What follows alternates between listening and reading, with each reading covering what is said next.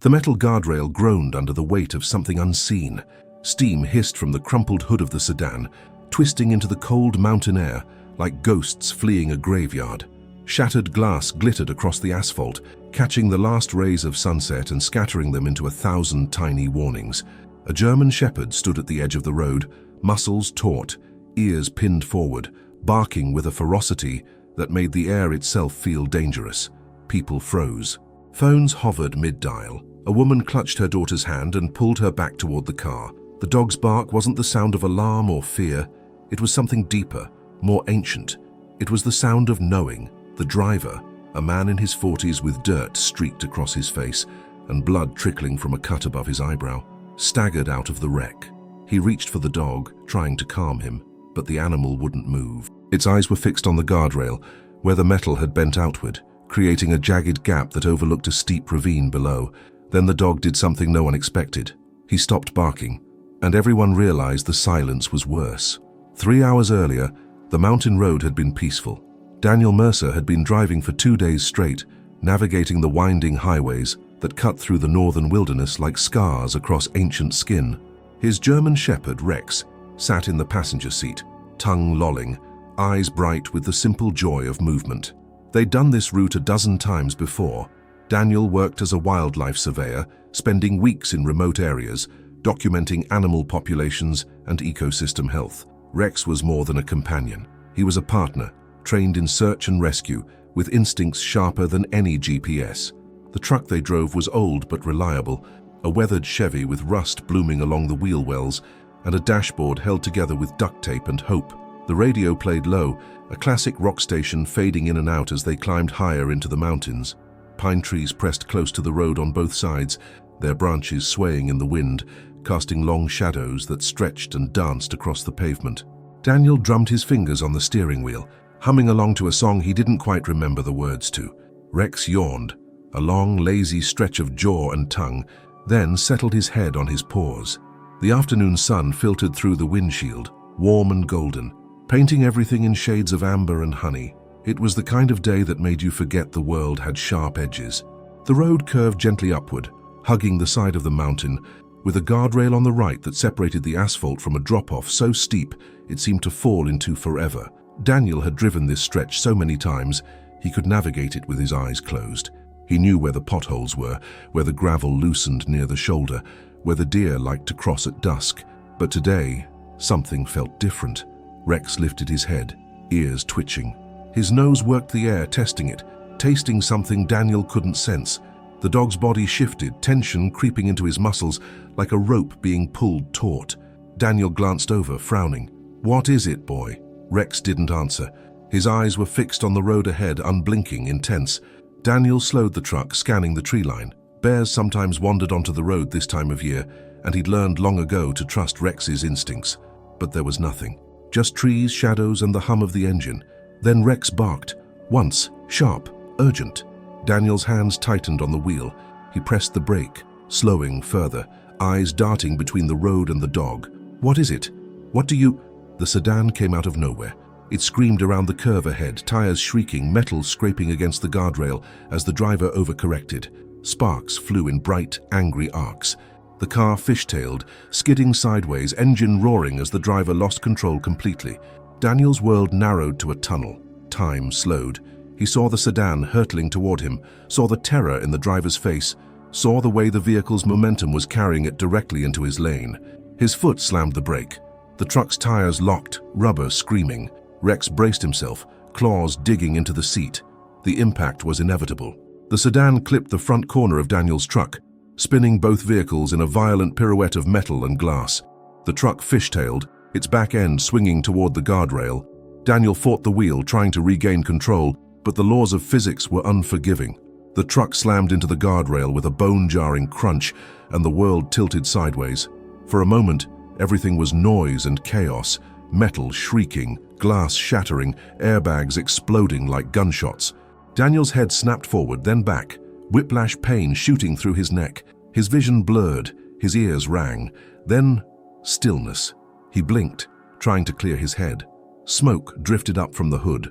The windshield was a spiderweb of cracks. His chest ached where the seatbelt had caught him. Blood dripped into his eye, warm and sticky. "Rex," he croaked. The dog was already moving. Rex had been thrown against the door, but he shook himself off, unharmed, eyes sharp and focused. He whined, nosing Daniel's arm, checking him for injuries with the methodical efficiency of a trained professional. "I'm okay," Daniel muttered, though he wasn't sure if it was true. His hands were shaking. His ribs screamed with every breath, but he was alive. They both were. He fumbled with the seatbelt, finally releasing it, and shoved the door open. The hinges protested, grinding against bent metal, but the door gave. He stumbled out onto the road, legs unsteady, and Rex followed, landing beside him with a grace that seemed impossible after what they'd just survived. The sedan had come to rest 30 feet away, its front end crumpled, airbags deployed, engine hissing steam. The driver's door hung open. A man climbed out, moving like someone in a dream, slow and disconnected. He touched his face, found blood, stared at his hand as if it belonged to someone else. Daniel started toward him. "Are you?" Rex barked. Not at the man, at the guardrail. Daniel stopped, turning. The guardrail where his truck had hit was bent outward, the metal twisted and groaning under strain. Beyond it, the ravine yawned open, dark and hungry. But that wasn't what Rex was focused on. The dog was staring at a section of guardrail 20 feet further down the road, a section that hadn't been touched by either vehicle, a section where the metal was bent inward, as if something had hit it from the other side, from below. Rex barked again, louder, more insistent. His body was rigid, every sense locked onto that spot. Daniel followed the dog's gaze, squinting through the smoke and dust. And then he saw it. Tire marks, fresh, leading off the road and over the edge. Someone else had gone over. Daniel's stomach dropped. He moved toward the guardrail, legs shaky, pulse hammering in his throat. Rex stayed close, hackles raised, a low growl rumbling in his chest. The tire marks were unmistakable, long black streaks of rubber that curved sharply and disappeared over the edge of the ravine. The guardrail was bent, the bolts sheared clean off, the metal hanging at an angle that suggested violent force. He reached the edge and looked down. The ravine was steep, almost vertical, covered in scrub brush and loose rock.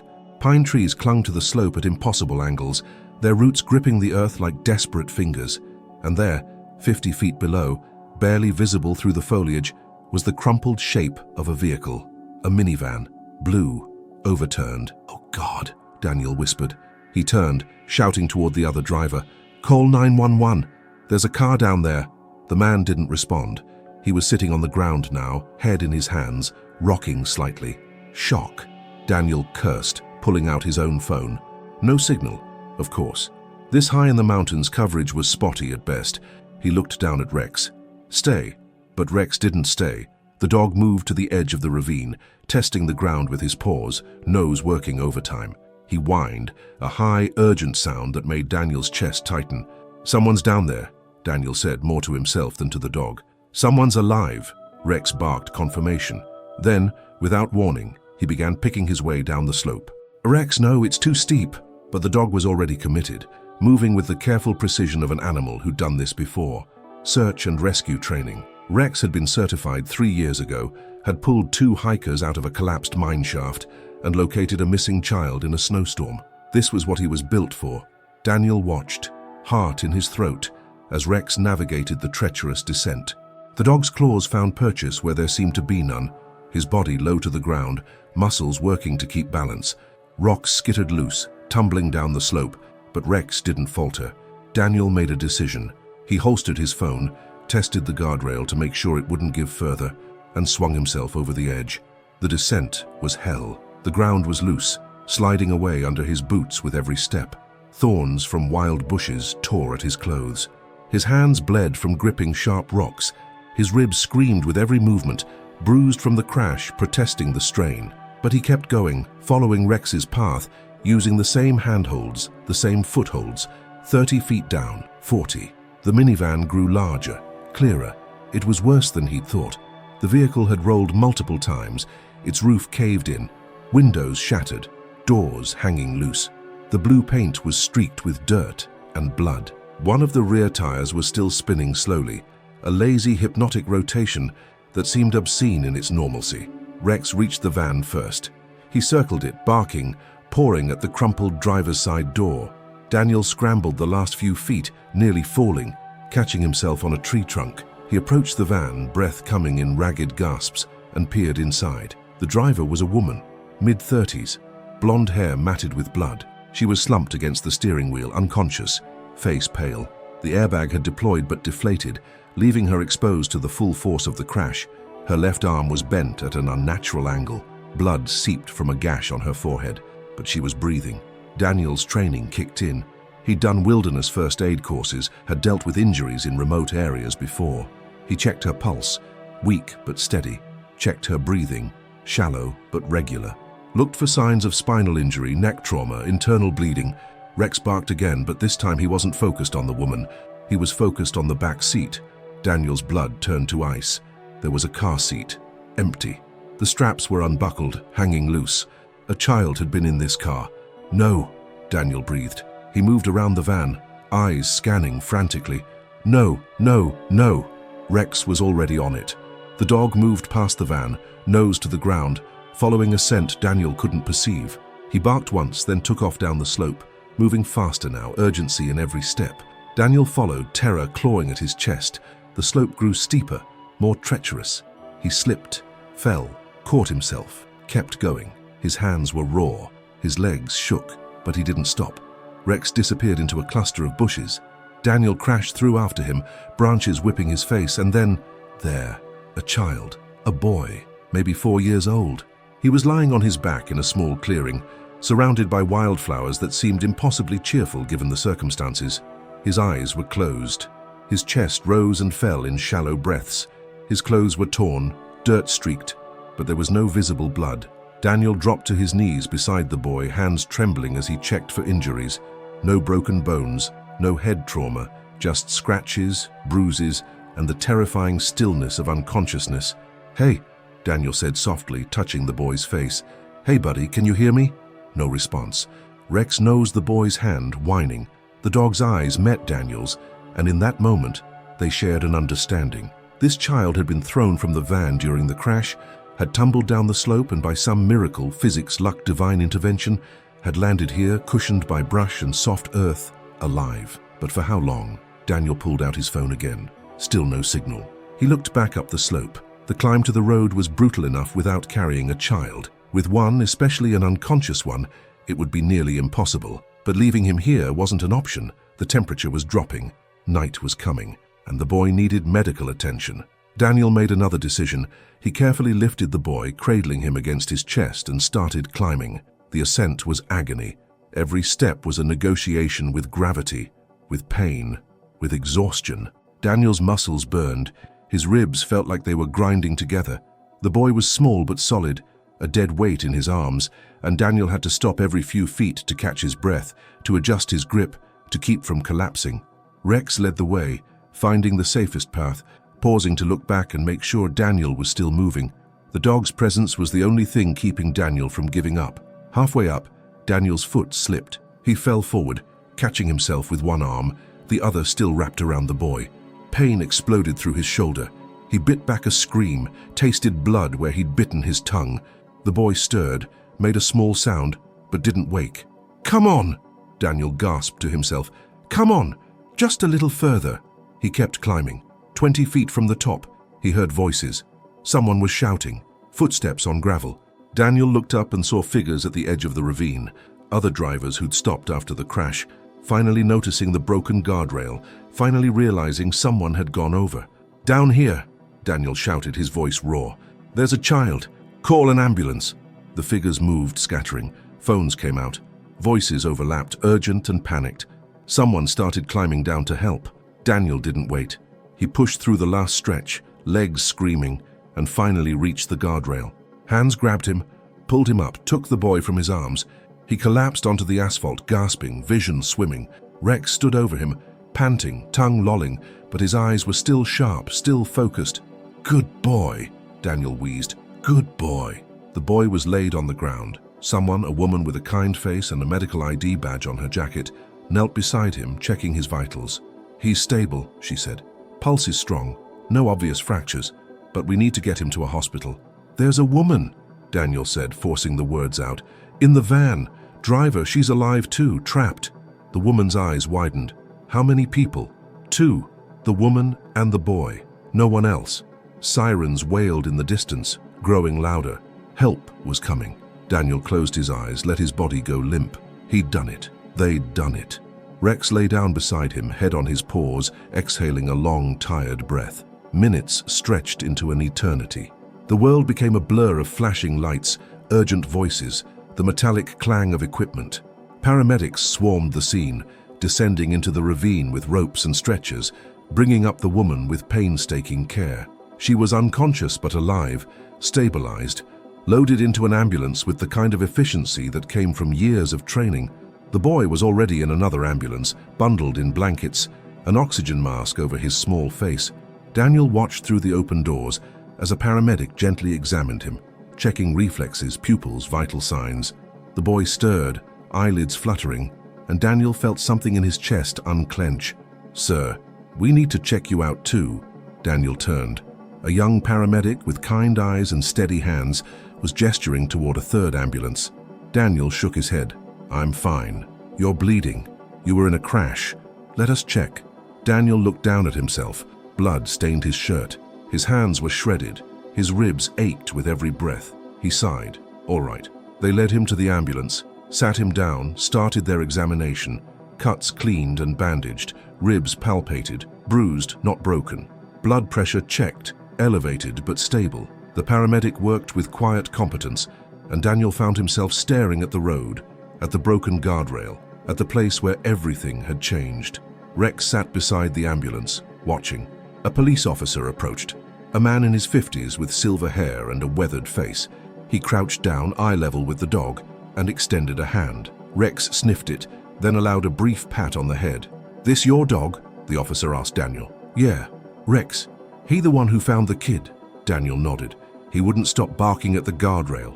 Knew something was wrong before I did. Led me straight to the boy." The officer straightened, studying Rex with something like respect. "A search and rescue trained?" "Yeah, 3 years certified. Wildlife survey work, but we do SAR on the side." "Hell of a dog." The officer pulled out a notepad. "I'm going to need a statement. Can you walk me through what happened?" Daniel did. He told the story from the beginning. The drive, Rex's sudden alertness, the sedan coming around the curve, the crash, the discovery of the tire marks, the descent into the ravine. The officer wrote quickly, efficiently, nodding at key points. "The driver of the sedan," the officer said. "He's been taken to the hospital. Minor injuries, shock. He says he swerved to avoid an animal in the road. Lost control." Daniel frowned. "An animal?" "That's what he claims. We're still investigating." The officer glanced at the broken guardrail. "The minivan went over at least an hour before your crash. Maybe more. No one noticed. The bend in the road hides it from most angles. If your dog hadn't alerted you..." He didn't finish the sentence. He didn't need to. Daniel looked at Rex. The dog's ears perked up as if sensing the weight of the moment. "He knew," Daniel said quietly. "Somehow he knew." The officer nodded. "Good instincts." He closed his notepad. "We'll need you to stay available for follow-up questions, but for now get yourself checked out properly. That's an order." Daniel managed a weak smile. "Yes, sir." The hospital was controlled chaos. Daniel was wheeled in on a gurney despite his protests, Rex trotting alongside, refusing to leave his side. The emergency room staff worked with practiced urgency, moving between patients, calling out orders, stitching wounds and setting bones. Daniel was given x-rays. Ribs bruised, nothing broken. His cuts were cleaned and closed. His concussion was mild. He was told to rest, to avoid strenuous activity, to come back if he experienced dizziness, nausea, vision changes. He asked about the woman and the boy. The nurse who answered was young, exhausted but compassionate. "The boy is stable. He's awake now, scared but okay.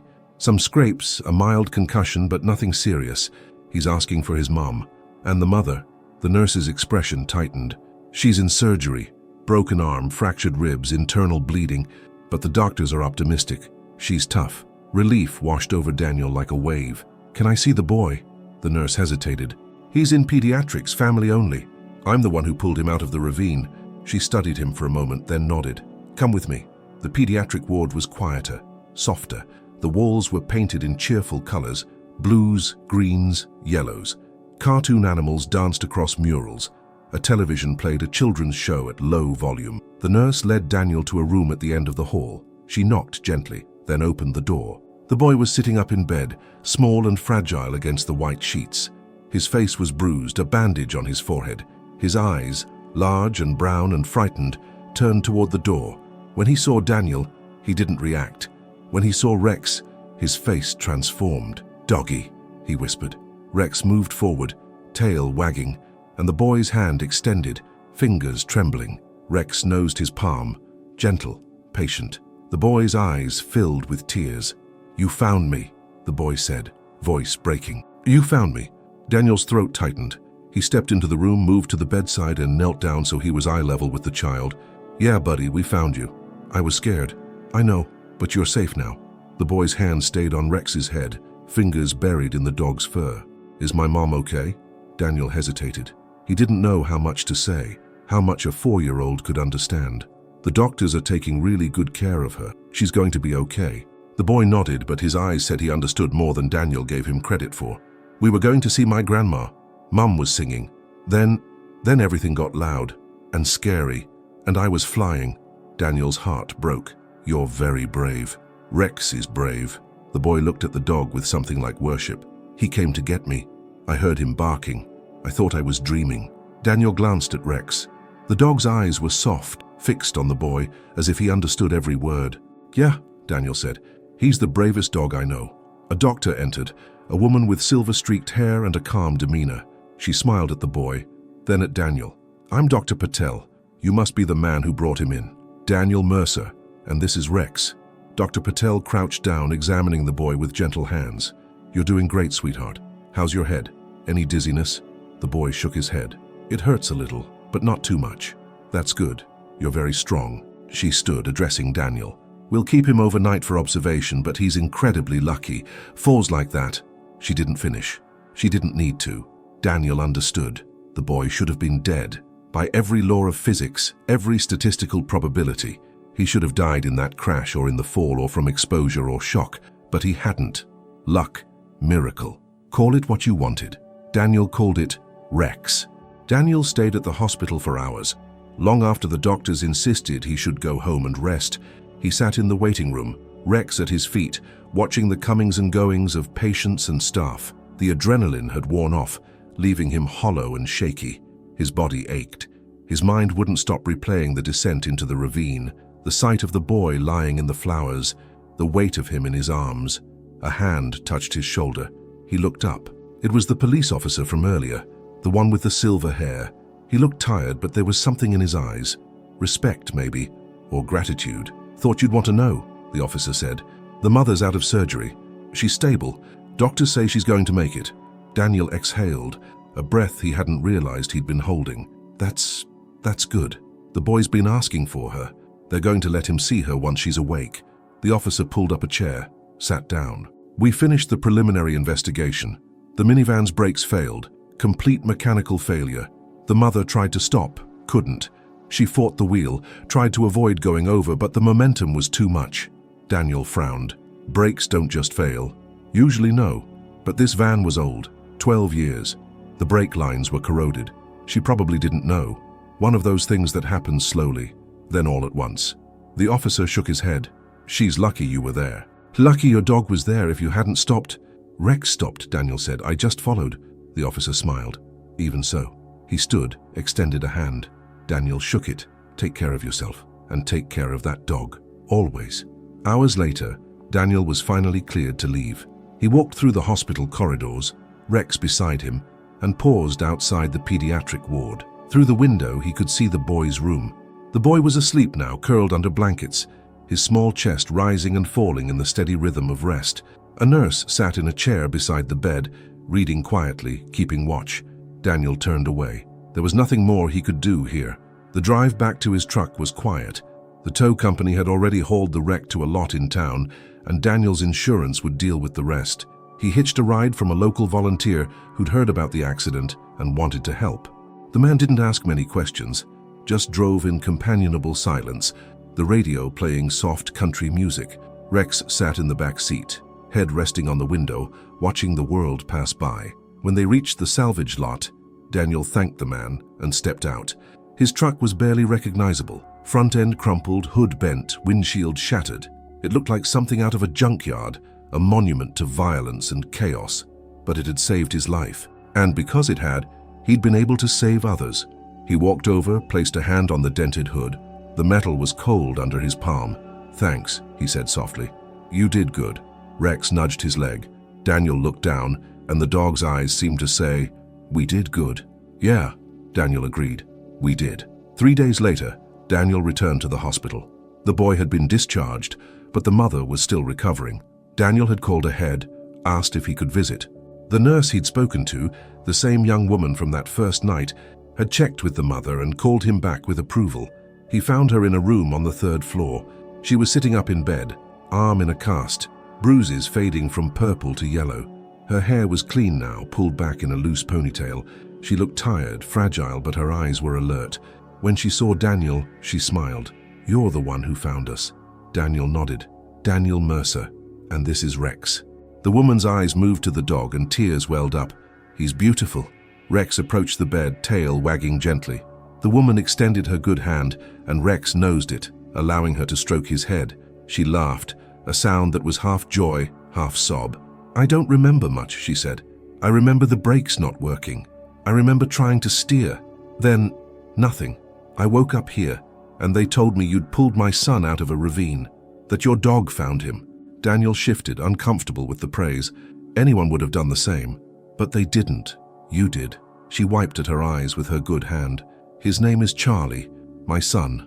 He talks about Rex constantly, says he's a hero." "Charlie's the hero," Daniel said. "He's tough, braver than most adults I know." The woman smiled, but it was fragile, trembling at the edges. "I keep thinking about what could have happened. If you hadn't stopped, if you hadn't looked, if your dog hadn't—" She couldn't finish. Daniel understood. He'd been thinking the same thing. The margins were so thin, a minute earlier or later, and he'd have driven past without noticing. A different road, a different day, and the story would have ended very differently. "But we did stop," Daniel said gently, "and you're both okay. That's what matters." The woman nodded. She reached into the drawer beside her bed and pulled out a small, worn photo. She handed it to Daniel. It showed her and Charlie standing in front of a lake, smiling. The boy was holding a toy boat. The woman's arm was around him, protective and loving. "That was last summer," she said. "We went camping. He'd never been before. He loved it." Her voice broke. "I almost didn't get to see him grow up. Daniel handed the photo back. "But you will.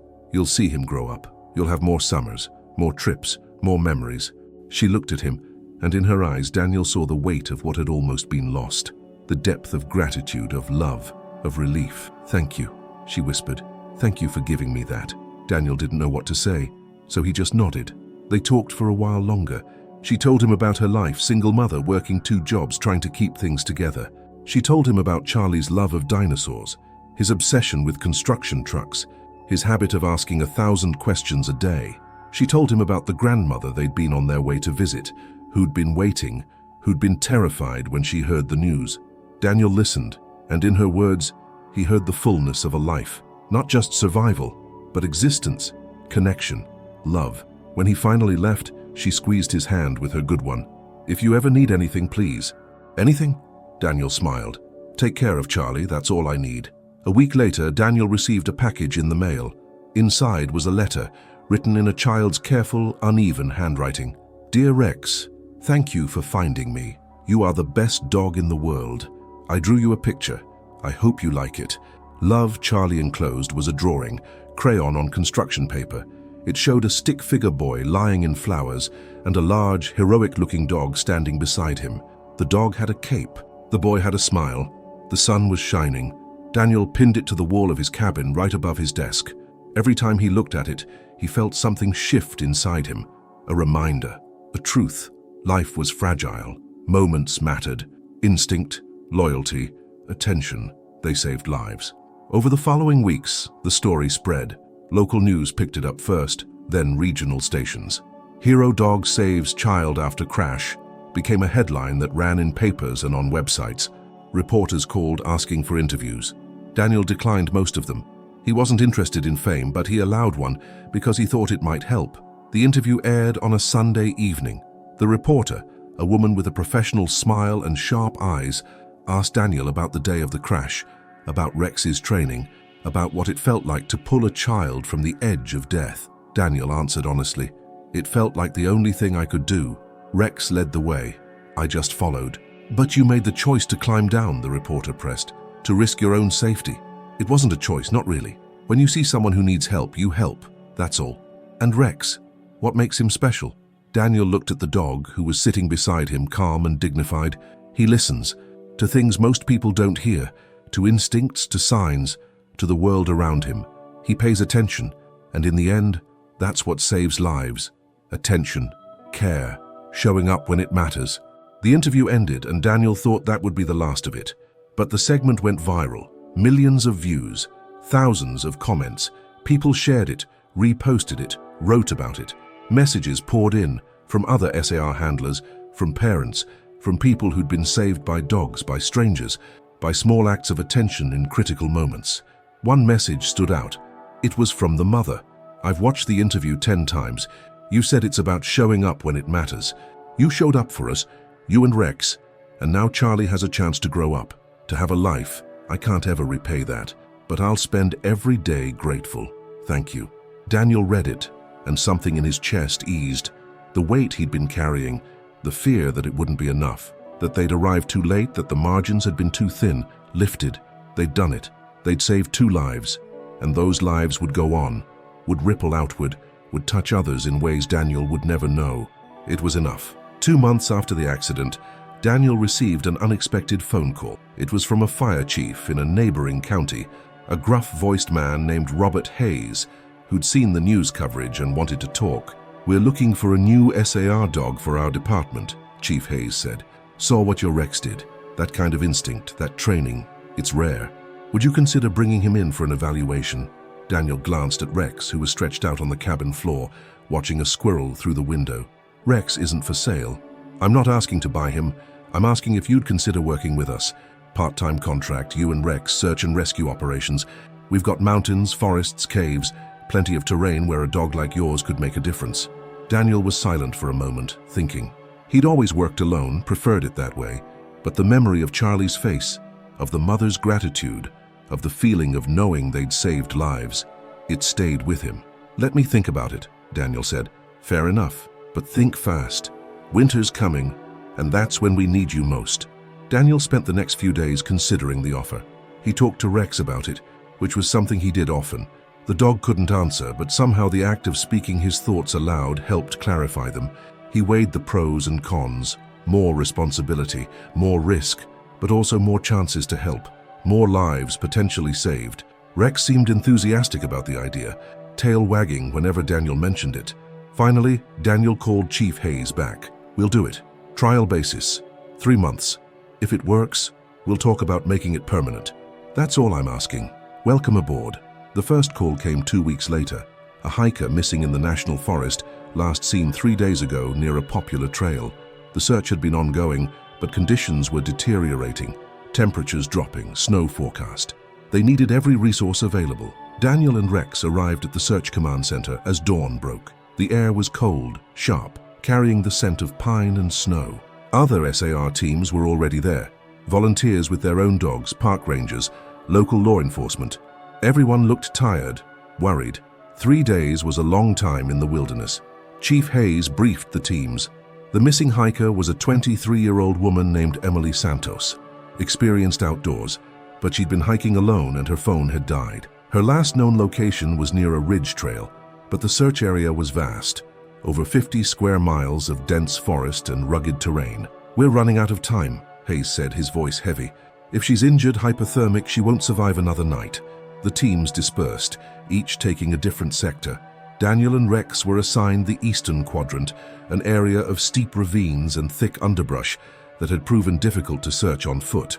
Rex worked with focused intensity, nose to the ground, moving methodically through the terrain. Daniel followed, trusting the dog's instincts, watching for any sign of change in Rex's behavior. Hours passed. The sun climbed higher, but the temperature barely rose. Snow began to fall, light at first, then heavier. By midday, they'd covered miles without finding anything. Daniel's radio crackled with updates from other teams. Nothing, nothing, nothing. Hope was fading.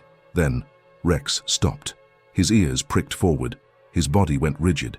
He barked once, then took off running. "Rex, wait!" But the dog was already gone, disappearing into a thick stand of trees. Daniel crashed after him, heart pounding. The terrain grew steeper, rockier. He could hear Rex barking ahead, urgent and insistent. Daniel burst through the trees and found Rex at the edge of a small ravine. The dog was looking down, barking, pawing at the edge. Daniel approached carefully, looked over. There, 20 feet down, partially hidden by brush and fallen logs, was a figure, a woman. She was curled on her side, wearing a torn jacket, face pale, motionless. "Emily!" Daniel shouted. No response. He keyed his radio. "This is Mercer. I've got a possible locate. Eastern quadrant, coordinates." He rattled off the GPS numbers. "Subject appears unconscious, requesting immediate evac."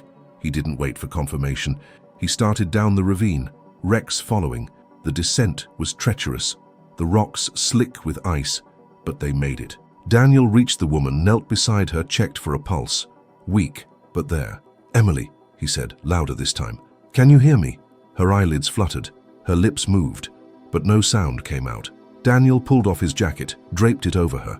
Rex lay down beside her, sharing body heat, the way he'd been trained to do. "Help's coming," Daniel said. "You're going to be okay. Just hold on." The woman's eyes opened, just slightly. She saw Rex, saw Daniel. Her lips formed a word. "Found." Daniel felt tears sting his eyes. "Yeah, we found you. The rescue took 2 hours. A helicopter couldn't land in the ravine, so a ground team had to hike in with a stretcher and climbing equipment. By the time they arrived, Daniel had done everything he could, stabilized Emily as best he could, kept her warm, monitored her vitals. She drifted in and out of consciousness, but she was alive. The paramedics loaded her onto the stretcher, secured her, began the careful ascent. Daniel and Rex followed, exhausted but exhilarated. When they finally reached the command center, Chief Hayes was waiting. "Hell of a job," he said, shaking Daniel's hand. "The medics say she's got severe hypothermia, dehydration, a broken ankle, but she's going to make it. Because of you two." Daniel looked at Rex. The dog's tail wagged slowly, tiredly. "Just doing what we do." Hayes smiled. "Well, keep doing it. We need you." Over the following months, Daniel and Rex responded to 17 more calls. They found a lost child in a snowstorm, located an elderly man with dementia who'd wandered from a care facility, pulled an injured rock climber from a cliff face. Not every search ended successfully. Some people were found too late. Some were never found at all. But Daniel learned to carry those losses differently, to honor them by showing up for the next call, the next person who needed help. Rex thrived. The work suited him, fulfilled something deep in his nature, and Daniel realized it fulfilled something in him too, a sense of purpose, a way to be useful in a world that often felt chaotic and cruel. One evening, 6 months after the original accident, Daniel sat on the porch of his cabin watching the sun set over the mountains. Rex lay beside him, head on his paws, content. The sky was painted in shades of orange and pink, clouds drifting like ships across a vast ocean. Daniel's phone buzzed. A text message from a number he didn't recognize. He opened it. "Hi Daniel, it's Sarah, Charlie's mom. I wanted to let you know Charlie just had his 5th birthday. He asked if Rex could come to his party. I know it's a lot to ask, but it would mean the world to him, to both of us." Daniel smiled. He looked at Rex. "What do you think, boy? Want to go to a birthday party?" Rex's tail thumped against the porch. Daniel typed a response. "We'd love to come." Charlie's birthday party was held in a community park, all bright balloons and laughing children. Daniel arrived with Rex, feeling slightly out of place among the families and noise, but the moment Charlie saw them, his face lit up like a sunrise. "Rex!" he shouted, running over. Rex's tail wagged so hard his whole body shook. Charlie threw his arms around the dog's neck, burying his face in the fur. Sarah approached, smiling. She looked healthy, strong. The bruises were long gone. Her arm was out of the cast. "Thank you for coming. Wouldn't miss it," Daniel said. They stayed for hours. Daniel watched Charlie play, watched him laugh, watched him live, and he thought about the thin margins, the moments that mattered, the choices that rippled outward in ways you could never fully measure. As the party wound down, Sarah pulled Daniel aside. "I want you to know something," she said. "What you did, what Rex did, it changed everything. I got a better job. We moved into a safer apartment. I'm taking night classes, working toward a degree. Charlie's thriving in school. All of it. Everything good that's happening now. It's because we got a second chance. Because you gave us one. Daniel's throat tightened. You earned it. You're doing the work. But you made it possible. She hugged him, quick and fierce. Thank you for everything. Months later, Daniel found himself back on the mountain road. The truck was repaired, mostly. There were scars, dents the mechanic couldn't fully smooth out, a slight pull to the left that Daniel had learned to compensate for. But it ran, and that was enough. Rex sat in the passenger seat, head out the window, ears flapping in the wind. The road stretched ahead, winding through the pines, sunlight filtering through the branches. It was the same road, the same curves, the same guardrail, but it felt different now. Daniel slowed as they passed the spot. The guardrail had been repaired, the metal shining new and unbent, but Daniel could still see it the way it had been, the way Rex had stood barking at it, refusing to be ignored. He pulled over, stepped out. Rex followed. They stood at the edge, looking down into the ravine. The wildflowers were still there, a riot of color against the green. Birds sang. The wind whispered through the trees. It was peaceful, beautiful, as if nothing had ever happened. But something had. Daniel crouched down, ran his hand through Rex's fur. You knew, he said quietly. You knew before I did, before anyone did. You paid attention when the rest of us were too distracted. Rex leaned into the touch, eyes half closed. Content. That's the lesson, isn't it? Daniel continued.